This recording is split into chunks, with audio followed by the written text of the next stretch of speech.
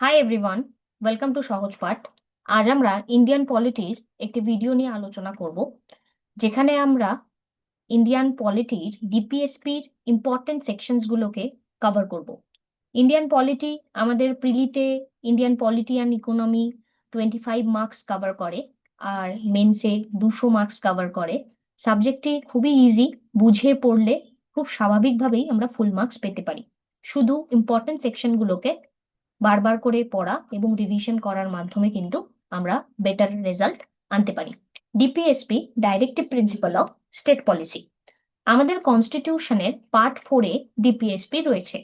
Article 36 থেকে 51 DPSP কে cover করে। DPSP কোথা থেকে নেওয়া হয়েছে? তো ডিপিএসপি আইরিশ কনস্টিটিউশন বা আয়ারল্যান্ড থেকে নেওয়া হয়েছে। এই আইরিশ কনস্টিটিউশন এনারা আবার কোথাও একটা থেকে কপি করেছিল, সেটা নেওয়া রয়েছে স্পেন থেকে।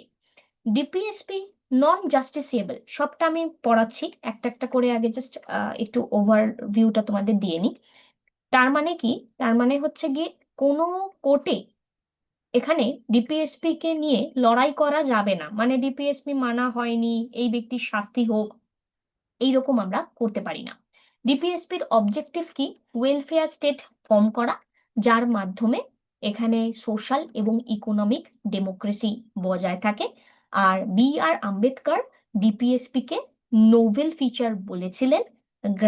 গ্র্যানভাইল অস্টিন ডিপিএসপি কে এবং fundamental right K conscience of the constitution বলেছিলেন। এবার এখানে কয়েকটা জিনিসকে আমাদেরকে খেয়াল রাখতে হবে, কয়েকটা পয়েন্টকে ক্লিয়ার ভাবে আমাদের জানতে হবে। সেটা যদি আমি একটু তোমাদেরকে বলি বা একটু তোমরা মনে রাখার চেষ্টা করো সেই ব্যাপারটাকে।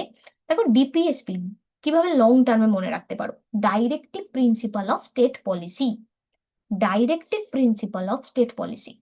তো directive principle of state policy, স্টেটের পলিসিকে মেনটেন করার জন্য যে ডাইরেকশন দেওয়া হচ্ছে সেটাই হচ্ছে ডিপিএসপি।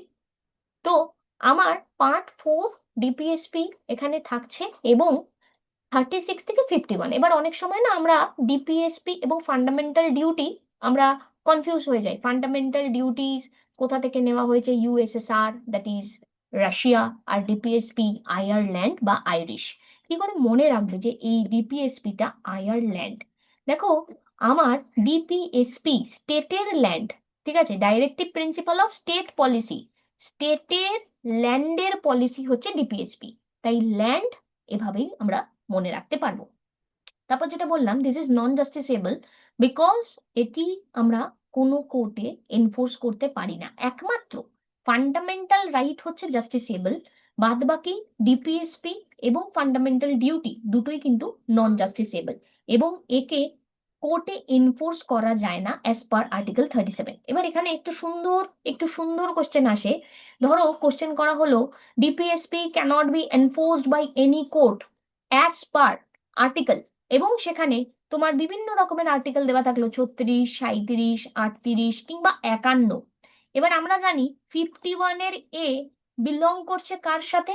51 এর এ ফান্ডামেন্টাল ডিউটিজ এর সাথে বিলং করছে। পরীক্ষাতে কিন্তু কনফিউশনে 51 উত্তর আমরা করে আসতে পারি। তাই সুন্দরভাবে পড়া মনে রাখার জন্য বা বুঝে পড়াটা খুব ইম্পর্টেন্ট সঠিক উত্তর করার জন্য। তাড়াহুড়ো করলে সঠিক উত্তর হয় না। এবার তাহলে নন জাস্টিসিয়েবল এর এই যে কনসেপ্টটা, এই কনসেপ্টটা রয়েছে কোথায়? আর্টিকেল 37-এ, can not be enforced by any court as per the article 37। এবং এখানে ওয়েলফেয়ার স্টেটকে নিয়ে এখানে কথা বলা রয়েছে। ডক্টর বি আর আম্বেদকরকে নোবেল ফিচার বলেছে কেন? কারণ এই যে ডিপিএসপি, এই ডিপিএসপি যদি না থাকতো তাহলে স্টেটের রেগুলেশনকে আমরা প্রপার ভাবে করতে পারতাম না। তাই জন্য এখানে ডিপিএসপি কে নোবেল ফিচার বলা হয়েছে। তোমরা যারা প্রিভিয়াস ইয়ারের কোশ্চেন পেপার সার্চ করছো এবং প্রপার ভাবে পাচ্ছ না, কিংবা কোথা থেকে কোন কোশ্চেন এসেছে সেটা তোমাদের জানলে প্রিপারেশনটা আরো সুন্দরভাবে তোমরা করতে পারবে। এইরকমই কিছু যদি তোমরা খোঁজো তাহলে আমাদের সহজ পাঠের ওয়েবসাইটটাকে তোমরা ভিজিট করতে পারো, সহজপাঠ.co.in। ডাব্লিউবিসিএস লিখলেই তোমরা আমাদের ওয়েবসাইটে পৌঁছে যাবে। সেখানে প্রিভিয়াস ইয়ার সেকশনে কিন্তু প্রিলিমিনারি কিংবা মেন্সের কোশ্চেন পেপার তোমরা কিন্তু স্টাডি করতে পারবে। এবার এই যে আমরা ডিপিএসপি পড়ছিলাম, ডিপিএসপির বেশ কিছু প্রিন্সিপালস রয়েছে। ডিপিএসপি তিনটি principal, socialistic principal, social and economic জাস্টিসের রেসপেক্টে, যেমন আর্টিকেল 38 এর মাধ্যমে ওয়েলফেয়ার করা হয় সোশ্যাল অর্ডারকে মেনটেন করে, সোশ্যাল ইকোনমিক পলিটিক্যাল জাস্টিসকে মেনটেন করে এবং ইনইকুয়ালিটিকে মিনিমাইজ করে। আর্টিকেল 38 ওয়েলফেয়ার অফ স্টেটকে নিয়ে কথা বলে। তাহলে আর্টিকেল 37 কাকে নিয়ে কথা বলছে?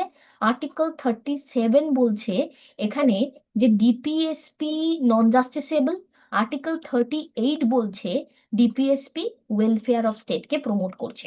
আর্টিকেল 39 অ্যাডিকুয়েট লাইভলিহুডকে এটি মেনটেন করে, যাতে সকলের কাছে ইকুইটেবল ডিস্ট্রিবিউশন হয় রিসোর্সেস, সবাই সমানভাবে ডিস্ট্রিবিউট, মানে সমানভাবে যে রিসোর্সেস গুলো রয়েছে সেটা পায়, এবং কোনো একজন ব্যক্তির কাছে যেন ওয়েলথ বা সম্পদের সম্ভার যেন না থাকে। And equal pay for equal work, equal pay for equal work, এটা খুব আসে পরীক্ষাতে। পেজটা একবার পড়িয়ে নি, তারপর কিভাবে মনে রাখতে পারো সেটা নিয়ে কথা বলছি। 39-এ খুব important free legal aid to poor, যা 42nd অ্যামেন্ডমেন্ট 1976 এর দ্বারা যুক্ত হয়েছে। Article 41 right to work, education, public assistance in case of old age, sickness, disablement কে নিয়ে কথা বলছে। Article 42 just and human condition of the work and maternity relief নিয়ে কথা বলছে। আর আর্টিকেল 43 লিভিং ওয়েজ ফর ওয়ার্কারকে নিয়ে কথা বলছে। এবার আমরা একটু ভালো করে লং টার্মে রাখার, মনে রাখার জন্য যদি একটু কনসেপচুয়ালি ব্যাপারটাকে বোঝার চেষ্টা করি, তাহলে দেখো, প্রথম কথা ডিপিএসপি কে নিয়ে আমি বলছি ডিপিএসপি নন জাস্টিসেবল, ভালো। তারপরে আমি বলছি যে এখানে ওয়েলফেয়ার স্টেট তৈরি করছে। এবার ওয়েলফেয়ার স্টেট কখন তৈরি হবে? যখন সব সুবিধা সবাই পাবে। তাহলে সব সুবিধা সবাই পেলো কার দ্বারা? 38-এর পরে 39-এ। এবার 39-এর পরে একটা সংযোজন করা হয়েছে, যদি গরিবদেরকে লিগ্যালিটির বেনিফিট না দেওয়া হয় তাহলে সেটা একটা সমস্যা তৈরি করবে, তাই 39A এখানে আমরা দেখলাম। এবার এখানে আমরা কাজ করতে হবে, আমাদেরকে আমাদেরকে একক হতে হবে, এবং এই কাজ যখন আমরা করব সেক্ষেত্রে আমার কে এখানে রাইট টু ওয়ার্কের বেসিসে শুধুমাত্র কাজ তো হবে না, এডুকেশন দিতে হবে, এখানে পাবলিককে অ্যাসিস্ট্যান্স দিতে হবে ওল্ড এজ, সিকনেস এবং ডিসেবলমেন্টের ক্ষেত্রে। তখন রাইট টু ওয়ার্ক আমার 41 হয়ে গেল। এটা মনে রাখবে যে আমাদের জীবনে একটা কাজ অন্তত দরকার। তারপর এবার কাজ করার পরে একটি মানুষ তার জীবনে সংসার পাতে, তখন সে 1-এর থেকে 2 হয়ে যায়। তাই তার জীবনে তখন হিউম্যান কন্ডিশন কাজের কিন্তু দরকার হয়, এবং 2 হলেই এখানে ভবিষ্যতে সেখান থেকে আবার 4ও হওয়া যায়, বিকজ অফ ম্যাটারনিটি রিলিফ। কারণ সংসার এখানে যখন হয় পরিবার বেড়ে যায়। তাহলে এইভাবে কিন্তু 42-কে আমি just and human condition of work and maternity রিলিফের রেসপেক্টে মনে রাখতে পারি। ভিডিওটি থেকে যদি একটুও তোমাদের বেনিফিট হয়, তোমরা লং টার্মে রিটেনশন করতে পারো, তাহলে প্লিজ সহজ পাঠকে সাবস্ক্রাইব করে এবং বন্ধুদের সাথে প্লিজ শেয়ার করো, যাতে এই টাইপের ট্রিক্স তোমাদেরকে আমি প্রোভাইড করতে পারি। কারণ কন্টেন্ট, আজকালকার এআই এর যুগে কন্টেন্টের কোনো মানে স্কেয়ারসিটি নেই, কন্টেন্ট প্রচুর রয়েছে, বাট তুমি মনে কি করে রাখবে, দিস ইজ ইম্পর্টেন্ট। আর 43 লিভিং ওয়েজ ফর ওয়ার্কার, মানে ভাবো প্রথমে সে কাজ খুঁজছিল, একটা কাজ হলেই চলবে 41, তারপরে তার সংসার বাড়লো তাই 42 হলো, এইবার তার সংসার আরেকটু বেড়ে গেছে, মানে এবার 3 জন হয়ে গেছে, তাদের আরেকটু বেশি দরকার, তাই লিভিং ওয়েজ ফর ওয়ার্কার এটা হচ্ছে 43। এই টাইপের ট্রিক্স এর মাধ্যমে পড়লে কিন্তু তোমাদের লং টার্মে মনে থাকবে। গান্ধিয়ান প্রিন্সিপালের আর্টিকেল 40 খুব important, organisation of the village panchayat. 43 promotion of the cottage industry. 43B cooperative society. 46 এই কোঅপারেটিভ সোসাইটির অ্যাড 96th অ্যামেন্ডমেন্ট 2011-তে হয়েছে। 46 promotion of education economic interest of SC/ST and other weaker sections. 47 prohibition of intoxicating drinks and drugs. 48 prohibition of slaughter of cows, calf and milch cattle. Again এখানকার কিছু কিছু জিনিস যেগুলো tricks এর মাধ্যমে পড়া যায় আমি বলে দিই।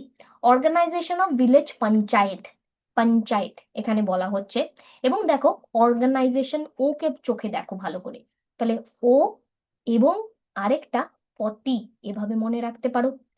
43-তে কটেজ ইন্ডাস্ট্রি, তো কটেজ ইন্ডাস্ট্রি ওই উপরে যে পড়লে, এখানে আমরা দেখো, এখানে তুমি 43-তে লিভিং ওয়েজ ফর ওয়ার্কার পড়লে, আবার তুমি ভাবছো 43-তে কিভাবে কটেজ ইন্ডাস্ট্রি হয়।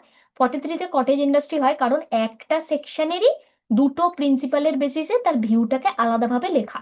ওইভাবেই ভাবো যে ওই তিনজন যখন হলো তারা কটেজ ইন্ডাস্ট্রিতে কাজ করে।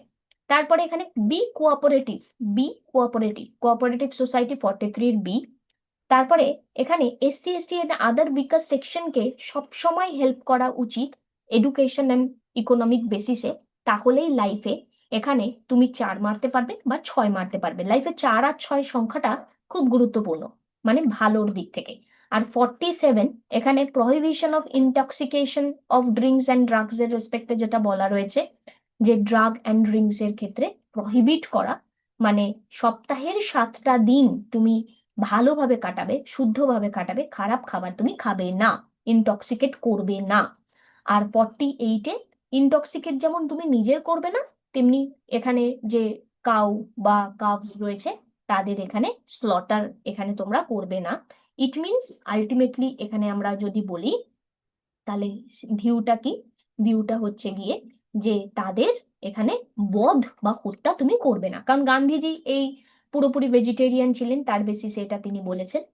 তোমরা যারা আমাদের নোটস পারচেস করতে চাইছো, ওয়েবসাইটে তোমরা ভিজিট করতে পারো, খুবই নমিনাল একটি ফিজে একটা কমপ্লিট তোমাদের নোটস তোমরা পেয়ে যাবে, যেখানে পুরো কন্টেন্ট তোমাদের ডেলিভার করা রয়েছে। কনসেপচুয়ালি ক্ল্যারিটি দিয়ে তোমরা ভিডিও কোর্সও নিতে পারো, কিংবা তোমরা শুধু নোটসও পারচেস করতে পারো, যার মাধ্যমে তোমাদের প্রিপারেশনকে তোমরা সুন্দরভাবে এগিয়ে নিয়ে যেতে পারবে। আজকের ভিডিও শেষ সেকশন লিবারেল ইন্টেলেকচুয়াল প্রিন্সিপাল, যার মধ্যে আর্টিকেল 44 খুব গুরুত্বপূর্ণ, uniform civil code for all citizens K mention করা রয়েছে। Article 45 A early childhood care education children up to 6 years, যা 86 অ্যামেন্ডমেন্ট 2002 এ মেনশন করা রয়েছে। 48 এর A protection of environment, forest and wild life কে নিয়ে কথা বলা রয়েছে। আর্টিকেল 50 তে separation of judiciary from executive. Article 51 promotion of international peace and security. তাহলে article 50 separation judiciary from executive, 51-এ এখানে প্রমোশন। এবার এটার মধ্যে থেকেও 44টা খুব ইম্পর্টেন্ট, 45ও খুব ইম্পর্টেন্ট। তো 45-এ দেখো মনে রাখতে হবে, 48 এটাও এখানে মনে রাখতে হবে, এটার আলাদা করে কোনো ট্রিক্স নেই, বাট এটা একটা কথা বলা যেতে পারে, 50 বছরে ধরো কেউ সেপারেশন নিল, বা কোনো যে কিছু কিছুর ক্ষেত্রে, তা চাকরি জীবন থেকে হতে পারে, কোনো মানুষের থেকেও হতে পারে, এবং 51-তে এখানে কি করলো, পিস পেলো, তার খুবই যন্ত্রণার মধ্যে দিয়ে হয়তো সে কাটাচ্ছিল, 50-এ সে সেপারেট হলো, 51-তে সে পিস পেলো, এভাবে মনে রাখা যেতে পারে। হাসির ছলে আমরা এভাবেই পড়ছি। এবং ইম্পর্টেন্ট অ্যামেন্ডমেন্টস আমাদের ইন্ডিয়ান কনস্টিটিউশনের ইম্পর্টেন্ট আর্টিকেল পার্টস এর খুবই নমিনাল, মেবি 150 টাকার মধ্যেই এগুলোর দাম রয়েছে। তো এই যে পিডিএফ গুলো তোমরা অ্যাক্সেস করতে পারো, এখানে তোমাদের সিঙ্গেল একটা বাইরের কিছু এমন পড়তে হবে না, মানে এখানে এতটাই কমপ্লিট করা রয়েছে ব্যাপারগুলোকে, তোমরা কিন্তু ব্যাপারটা দেখতে পারো। এবং আমাদের টোটাল ডাব্লিউবিসিএস এর কমপ্লিট কোর্স শুরু থেকে শেষ তোমরা যদি এখানে পারচেস করতে চাও, এই মুহূর্তে আমাদের 1 বছর তোমাদের ভ্যালিডিটি দেওয়া রয়েছে প্রত্যেকটি সেকশনের।